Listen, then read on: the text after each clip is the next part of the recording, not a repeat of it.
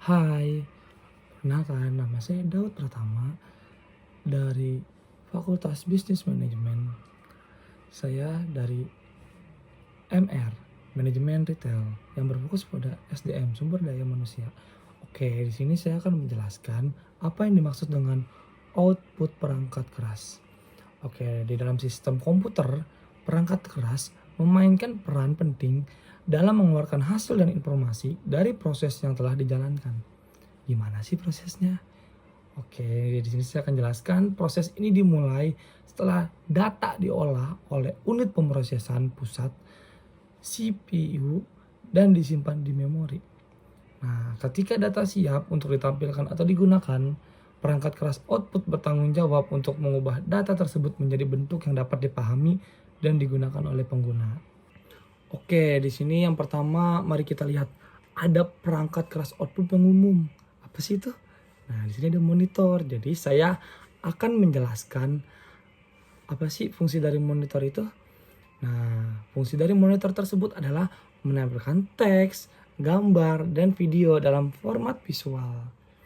Seperti teman-teman mempunyai komputer mungkin, nah itu termasuk dalam monitor ya. Ini terjadi melalui proses yang disebut rendering, di mana sinyal digital dari GPU, unit pemrosesan grafis, dikonversi menjadi sinyal analog warna yang kaya. Nah, meningkatkan pengalaman visual bagi penggunanya juga. Oke, sebelum lanjut saya akan menjelaskan teknologi yang terbaru nih, yang saya baca dari beberapa artikel di Google. Nah, saya menemukan ada dua. Mungkin teman-teman yang satu sudah asing lagi ya, mungkin di telinga teman-teman. Nah, yang pertama itu ada OLED. Apa sih kepanjangan dari OLED? Nah, OLED itu adalah Organic Light Emitting Diode. Dan LCD. Apa sih dimaksud dengan LCD itu? Oke, LCD ini kepanjangan dari Liquid Crystal Display. Nah, teknologi ini merupakan sangat mendominasi pasar elektronik. Wow. Ini cukup mendunia juga ya teman-teman ya. Oke, keduanya ini cukup memiliki peran penting dalam berbagai perangkat, mulai dari smartphone, televisi, hingga monitor komputer. Nah, layar OLED ini menggunakan bahan organik yang mampu menghasilkan cahaya sendiri saat dialiri listrik. Sedangkan layar LCD mengandalkan lapisan kristal cair untuk mengatur cahaya dari lampu latar belakang. Perbedaan mendasar ini menghasilkan karakteristik yang unik pada masing-masing teknologi ini. Termasuk apa sih? Nah, jadi di sini itu termasuk dari kualitas gambar, konsumsi daya, dan desain. Pemahaman yang mendalam tentang perbedaan dan keunggulan masing-masing teknologi sangat penting dalam memilih perangkat elektronik yang sesuai dengan kebutuhan pengguna. Mungkin teman-teman di sini ada yang menggunakan OLED atau LCD. Nah, di sini tuh apa sih perbedaannya? Bahkan sama-sama ini ya, apa sih namanya? Layar gitu ya. Pasti bingung kan? Oke. Jika kalian bingung, saya akan menjelaskan perbedaan keduanya. Nah, teman-teman, pertama perbedaannya itu ada dari struktur dan cara kerja. Kalau layar OLED itu menggunakan bahan organik yang mampu menghasilkan cahaya sendiri ketika dialiri listrik. Sebaliknya, kalau layar LCD itu menggunakan lapisan kristal cair yang mengatur cahaya dari lampu latar belakang. Cahaya yang dihasilkan dari latar belakang ini kemudian dikelola oleh kristal cair untuk membentuk gambar. Nah, yang kedua, itu ada kualitas gambar. Untuk layar OLED sendiri itu cenderung lebih baik ya dibandingkan dengan layar LCD. Karena setiap piksel mampu menghasilkan cahaya sendiri. Hal ini menghasilkan kontras yang lebih tinggi dan warna yang lebih hidup pada layar OLED. Namun teknologi LCD juga nggak kalah nih teman-teman. Dia juga telah berkembang dan dapat memberikan kualitas gambar yang sangat baik dengan kontras yang tinggi. Oke, yang ketiga, layar OLED memiliki konsumsi daya yang lebih rendah daripada layar LCD karena tidak memerlukan lampu latar belakang yang terus-menerus nyala.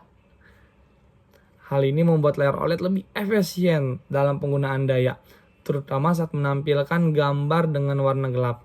Sebaliknya, layar LCD membutuhkan latar belakang yang selalu menyala, sehingga memiliki konsumsi daya yang lebih tinggi. Nah, ini yang terakhir nih kawan-kawan. Itu layar OLED cenderung lebih fleksibel. Dia tuh kayak tipis gitu ya.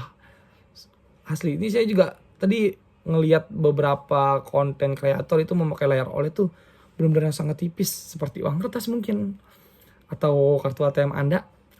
Nah, ini fleksibel dan tipis karena tidak memerlukan lapisan pencahayaan tambahan seperti layar LCD. Kalau teman-teman punya HP yang masih LCD, coba dilihat deh. Itu kalau teman-teman gini, ini HP yang miringin tuh kayak ada rada cembung gitu. Nah, cembung itu LCD. Nah, itu dalam itu ada kristal gitu. Nah, oke. Jadi untuk membuat layar OLED menjadi pilihan yang ideal nih teman-teman untuk perangkat dengan desain yang ramping dan inovatif. Biasanya anak-anak muda nih yang pakai nih, seperti saya sendiri. Seperti smartphone lipat atau perangkat wear lab. Nah, ini mungkin anak-anak muda lebih suka ya yang dengan fleksibel seperti ini. Meskipun begitu, teknologi LCD juga telah mengalami peningkatan dalam hal desain tipis, namun tidak sefleksibel layar OLED. Mungkin kalau LCD ini teman-teman lebih murah dibanding layar OLED.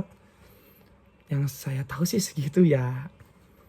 Oke, selanjutnya tuh ada printer. Apa sih yang dimaksud printer ini? Mungkin teman-teman udah pernah dengar tapi belum tahu nih apa yang dimaksud printer. Nah, printer ini adalah perangkat keras output yang mengubah data digital menjadi salinan fisik. Kalau teman-teman pernah ke fotokopi mungkin pernah ngeliat gitu ya, kok ada apa sih mesin fotokopi itu kok ada ijo-ijonya kayak laser gitu. Nah, di sini saya jelaskan. Jadi setelah data diproses ini, printer menggunakan tinta atau toner untuk mencetak teks dan gambar pada kertas. Nah, ada berbagai jenis printer nih, seperti inkjet dan menghasilkan kualitas gambar tinggi dan laser yang efisien untuk pencetakan dokumen teks. Nah, itu kalau yang laser tuh yang kayak tadi tuh teman-teman.